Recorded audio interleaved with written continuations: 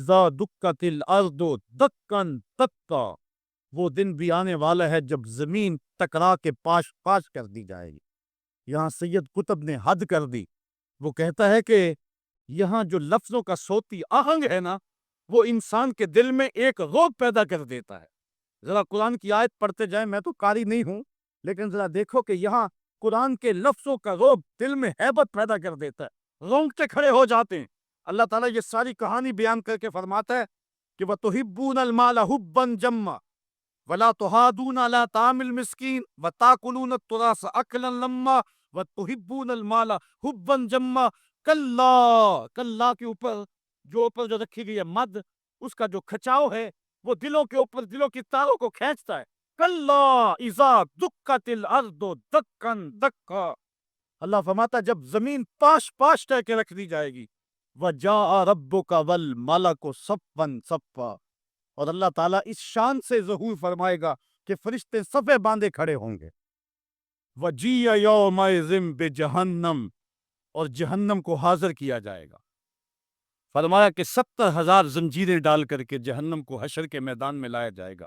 ہر زنجیر کے ساتھ جو ہے وہ 70,000 فرشتے ہوں گے، اور عرش کی بائیں جانب جہنم کو لا کے رکھ دیا جائے گا، اس کے کھولنے کی آواز آ رہی ہوگی۔ راوی کہتا ہے کہ جب حضور علیہ الصلوۃ والسلام نے اس آیت کو تلاوت کیا تو حضور کے چہرے کا رنگ بدل گیا، اور عجیب حضور علیہ السلام کی حالت ہو گئی کہ حضور علیہ السلام کا لون متغیر ہو گیا۔ ان لفظوں کا جو صوتی آہنگ ہے وہ کلیجے پھاڑ دینے والا ہے، اور انسان کو گمراہیوں سے نکال کے ہدایت کے رستے پہ ڈالنے والا ہے۔ اللہ تعالیٰ ارشاد فرماتا ہے، ذرا پھر دیکھیے، کلا اذا دکت الارض دکن دکا وجاء ربک والملک صفا صفا وجیء یومئذ بجہنم، پھر جب اس دن جہنم کو سامنے لایا جائے گا، پھر کیا ہوگا؟ انسانوں کے رونگٹے کھڑے ہوں گا، پھر ایک دم ماضی کی سکرینز جو ہے وہ سامنے آئے گی، وہ برائیاں کی، وہ دادے ایش دیے، وہ جو کچھ کیا سب کچھ سامنے آ جائے گا۔ یومئذ یتذکر الانسان، اس دن آدمی سوچے گا، وَأَنَّ لَهُ الذِّکریٰ، اور اب سوچ کا وقت گزر چکا ہوگا۔ اس دن انسان کو بہت کچھ یاد آئے گا، اس وقت خیال کرے گا کاش میں یہ کر لیا ہوتا، میں یہ کر لیا ہوتا۔ وَأَنَّ لَهُ الذِّکریٰ، اب اس کو سوچنے کا وقت کہاں، اب اس کا فائدہ کہاں؟ وہ گھڑیاں، وہ لمحے، وہ ساعتیں اب اس کے لیے حسرت کو بڑھانے والے ہوں گے۔ وقت پر کافی ہے ایک قطرہ بھی آب خوش انگام کا، جل گیا جب کھیت برسا می تو پھر کس کام کا۔ اس دن پھر بندہ سوچے گا، سنو قرآن کا آہنگ، یقولو یا لیتنی قدمت لحیاتی، وہ کہے گا کہ ہائے کسی طرح میں نے جیتے جی نیکی آگے بھیجی ہوتی، زندگی کو میں نے مقصد میں، مصرف میں، کسی کام میں اور کسی جو ہے وہ مقصد میں لگا دیا ہوتا، اور زندگی کا سرمایہ وہاں میں یہاں کے لیے بھیجا ہوتا۔ فَيَوْمَئِذٍ لَا يُعَذِّبُ عَذَابَهُ أَحَدٌ، اللہ تعالیٰ اس دن جو عذاب دے گا کبھی کسی نے ایسا عذاب دیا نہیں ہوگا جو وہ دے گا۔ اللہ اکبر۔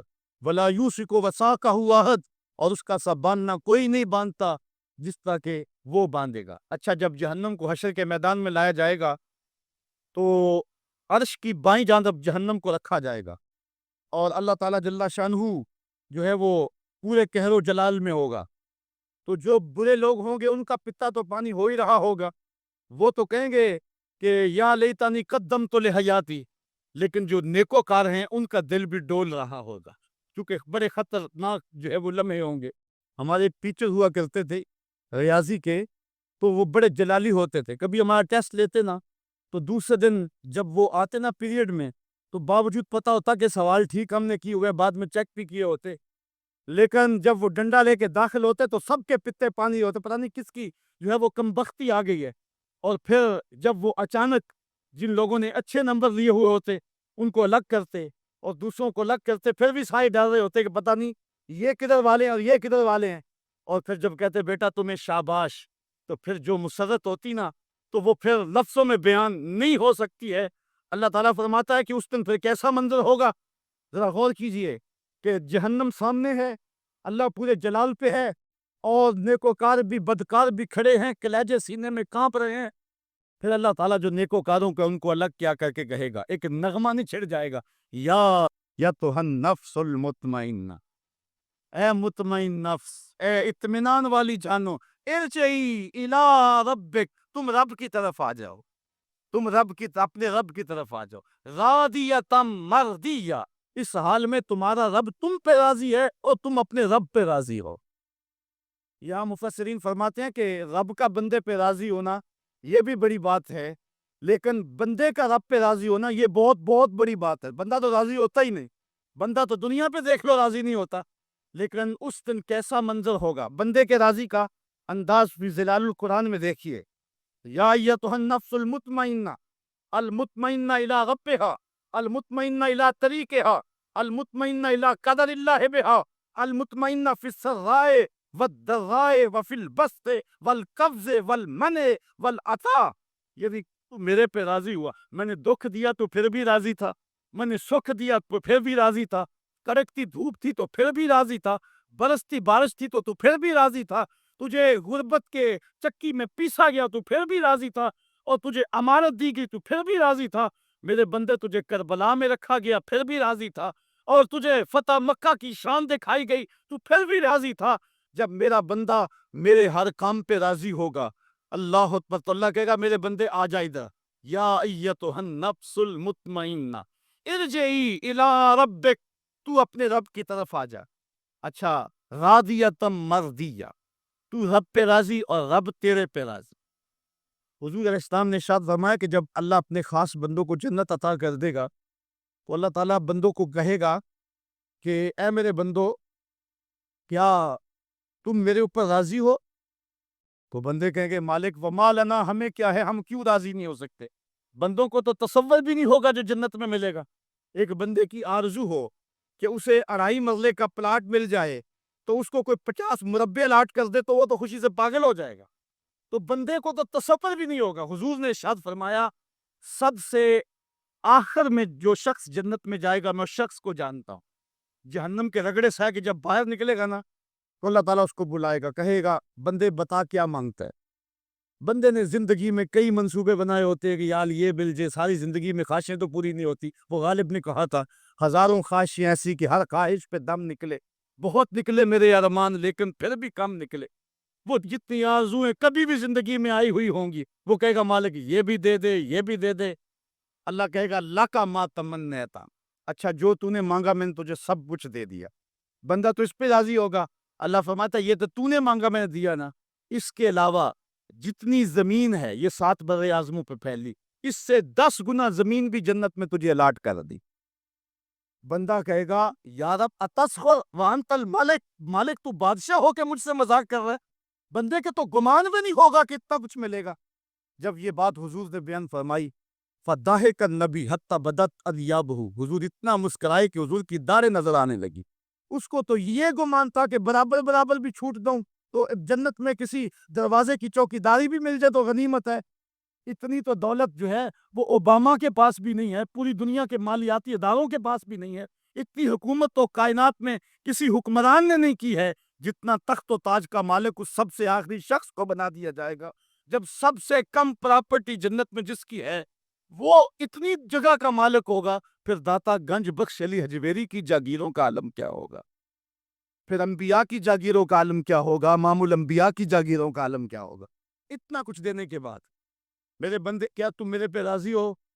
اللہ تعالیٰ جب بندوں سے پوچھے گا تو بندے کہے گے مالک ہمیں کیا ہوا کہ ہم راضی نہ ہو، ہم تو جو ہے وہ پھولے نہیں سما رہے۔ تو اللہ تعالیٰ فرمائے گا تمہیں ایک اور چیز دینے لگا ہوں۔ تو بندے جنت میں کسی کمی کو محسوس نہیں کریں گے، کہیں گے مالک اور کیا چیز رہ گئی ہے؟ تو اللہ تعالیٰ فرمائے گا بندو وہ چیز یہ ہے کہ میں تمہاری اوپر راضی ہو گیا ہوں، اب کبھی بھی ناراض نہیں ہوں گا۔ تو پھر جو مسرت ہوگی وہ دیدنی ہوگی۔ یا ایتھا النفس المطمئنہ ارجعی الی ربک راضیۃ مرضیہ فادخلی فی عبادی، میرے خاص بندوں میں داخل ہو جا، وادخلی جنتی، اور میری جنت میں داخل ہو جا۔ سورۃ الفجر انسان کو کھینچ کر کے مالک کی دہلیز پہ لے آتی ہے، اور نفس مطمئنہ جو ہر حال میں اللہ پہ راضی ہو۔ میں نے ایک روایت میں پڑھا ہے کہ جو حضرت مولا کائنات سید علی المرتضیٰ سے مروی ہے، فرماتے ہیں کہ جو شخص اللہ کے عطا کردہ تھوڑے رزق پہ راضی ہو گیا، اللہ قیامت کے دن اس کے تھوڑے عملوں پہ راضی ہو جائے۔ قیان خدا جس صف میں کھڑے ہوں گے بے نمازی کو اس صف میں کھڑا کر دیا جائے۔ میری لمبی تقریر نہیں، میں یہ آپ سے پوچھتا ہوں اور اپنے آپ سے پوچھتا ہوں، کیا ہم یہ گوارا کرتے ہیں کہ حشر کے دن ہمیں فرعون کے ساتھ کھڑا کر دیا جائے؟ ان دو لفظوں کو سمجھ لیں۔ کیا ہم گوارا کر سکتے ہیں کہ اس صف میں نہ کھڑے ہوں جس صف کی امامت رسول اللہ کر رہے ہوں، بلکہ اس صف پہ کھڑے ہوں جہاں فرعون کھڑا ہو، نمرود کھڑا ہو، حامان اور قارون کھڑا ہو؟ تو یقیناً ہم تو اس تصور سے کانپ جائیں کہ ہم ادھر کھڑے ہوں گے۔ تو پھر آج دعا کی اس محفل کے اندر یہ عزم کر کے اٹھو کہ جان جائے تو جائے، نماز نہ جائے۔ یوم حشر ایک دن حضرت اسرافیل علیہ السلام سور پھونکیں گے تو جس طرح لوگ آغوش موت میں گئے ہوں گے تو قبروں سے اٹھ کے وہ میدان حشر کی جانب بھاگنے لگیں گے۔ یہ بڑا ہولناک منظر ہوگا جب لوگ قبروں سے اٹھائے جائیں گے تو ان کے بدن پہ لباس نہیں ہوگا، برہنہ اٹھائے جائیں گے، ہوش اڑے ہوئے ہوں گے، زمین تانبے کی ہوگی اور سورج کا رخ سیدھا ہو جائے گا، سورج بالکل قریب آ جائے گا۔ زمین میں قوت جاذبہ ہے جو جذب کرتی ہے حرارت کو، حدت کو، گرمی، لیکن جب تانبے کی ہو جائے گی تو پھر اس کے اندر قوت جاذبہ نہیں ہوگی بلکہ یہ گرمی اگلے گی، تو سورج بہت زیادہ قریب ہوگا، زمین تانبے کی ہوگی اور لوگ اپنے اعمال کے مطابق پسینے میں شرابور ہوں گے، کوئی گھٹنوں تک، کوئی ٹخنوں تک، کوئی کمر تک، کسی کو پسینے کی لگام دی گئی ہوگی، اور وہ پسینہ اتنا گرم ہوگا کہ اگر اس کا ایک قطرہ پہاڑ پہ ڈال دیا جائے تو پہاڑ پگھل جائے، اور بدبودار اتنا کہ ابن رجب حنبلی لکھتے ہیں کہ اگر اس کا ایک قطرہ اب دنیا پہ ڈال دیا جائے، انسان تو انسان رہے، چوپایوں کے دماغ بھی بدبو سے پھٹ جائیں۔ اس پسینے میں اپنے اپنے عمل کے مطابق لوگ پھنسے ہوئے ہوں گے، اللہ تعالیٰ جل شانہ کے حضور پیشی ہوگی، اعمال کی جواب دہی کا خوف ہوگا، جو زندگی کے اندر برائیاں کی ان کی جواب دہی کا احساس ہوگا۔ آج بے خوف ہیں، آج پرواہ نہیں ہے، آج باتوں میں بات اڑا دیتے ہیں، آج کوئی تنزیر کرنے والا ہو، خوف خدا کی بات کرنے والا ہو، اس کا بھی مذاق اڑا دیتے ہیں، لیکن یہ سب کچھ قیامت کے دن نہیں ہوگا، بوجھ ہوگا جس کو انسان محسوس کرے گا۔ پھر اللہ تعالیٰ جل شانہ کے سامنے پیشی ہوگی، پہلے تو مخلوق خدا کو سمجھ نہیں آ رہی ہوگی کہ جائیں تو کدھر جائیں، خیر کہانی لمبی ہے۔ پھر جب رب کی حضور پیشی ہوگی تو بندوں سے اللہ تعالیٰ جو سب سے پہلا سوال کرے گا قیامت کے دن وہ نماز کے بارے میں ہوگا۔ حشر کے دن سب سے پہلا فیصلہ جو ہوگا وہ قتل کے بارے میں ہوگا، اور سب سے پہلا سوال جو ہوگا وہ نماز کے بارے میں ہوگا۔ دوسرے لفظوں میں آپ یوں کہہ سکتے ہیں کہ حقوق العباد میں سب سے پہلا سوال قتل کا ہوگا، اور حقوق اللہ میں سب سے پہلا سوال نماز کا ہوگا۔ قبرستانوں میں جب کوئی باقی جگہ نہ بچی تو لوگوں نے اپنے گھروں کے صحنوں میں قبریں کھودی۔ مجھے ام فاطمہ کی چیخیں آج تک یاد ہیں، جس کا سارا گھر اس کے سامنے لٹ گیا، جس کی آبرو پہ بھی حملے ہوئے۔ فلسطین کے اندر ابھی کل کی کہانی ہے کہ 100 بچوں کو ٹینکوں تلے رون دیا گیا۔ میں نے کعبۃ اللہ کی غربی دیوار کے ساتھ کچھ عورتوں کو لپٹ کے روتے ہوئے دیکھا۔ جب غور کیا تو وہ فلسطین کی خواتین تھی، اپنے رب کو اپنے دکھوں کی کہانی سنانے آئی تھی۔ ہمارے ساتھ بڑا کچھ ہوا، ہم نے بڑے دکھ سہے، ہمارے اوپر بڑے کچوپے لگے، ہم زخموں سے چور تھے، ہمارے کلیجے چیرے گئے، گوانٹا ناموبے کے جیل خانوں کے اندر 6x4 کے پنجروں میں ہمیں سردیوں میں برہنہ رکھا گیا. ہمارے ساتھ جبر کی داستانیں رٹن کی گئی. ظلم کا کون سا طریقہ تھا جو آزمایا نہ گیا؟ بدر کی داستان اور شاب ابی طالب کی گھاٹیاں، طائف کے بازار، مکے کی گلیاں، اور پھر وہاں سے یہ قافلہ سخت جہاں کربلا کے تپتے ہوئے ریگزار میں کھڑا ہوا نظر آتا ہے. ہم نے گردنیں کٹائیں. ہم نے اس راستے کے اندر اپنے بچوں کو اپنے ہاتھوں پہ لے کے ظالم کے سامنے کھڑے ہو کر کے کہا کہ تم ہمارے جذبہ شہادت کو کیسے ماند کر سکتے ہو؟ جو چل کے آ سکتے تھے وہ پاؤں کے بل بوتے پہ آ گئے، اور جو چل نہیں سکتے تھے ظالموں تیر آزماؤ، انہیں ہم گود میں اٹھا کے لے آئے ہیں. ہماری تعریف بڑی تابناک ہے، ہماری تعریف بڑی روشن ہے، ہماری تعریف بڑی دلاویز ہے.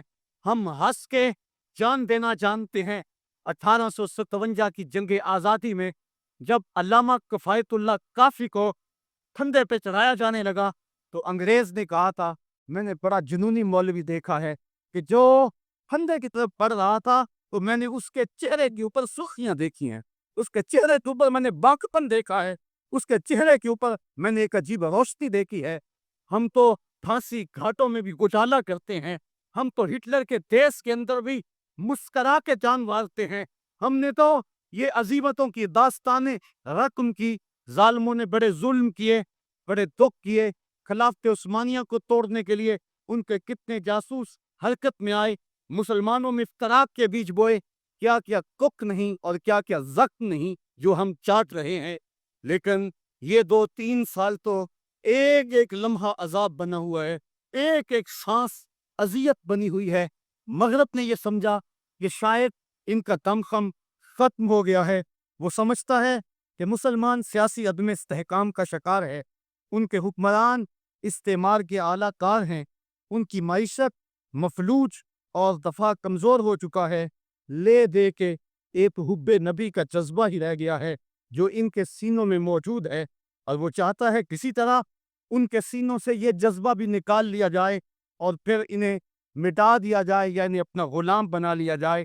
وہ ہم سے حب رسول کی تپش چھیننا چاہتا ہے، اور ہم سے وہ ہماری پہچان اور ہماری وہ عزت چھیننا چاہتا ہے. مغرب نے یہاں بھی ٹھوکر کھائی. اس نے حکمرانوں کے آئینے میں عوام کے چہرے کو دیکھا. اس نے سمجھا کہ ان میں زندگی کی رمق نہیں، اعصاب شل ہو گئے، دل بجھ گئے.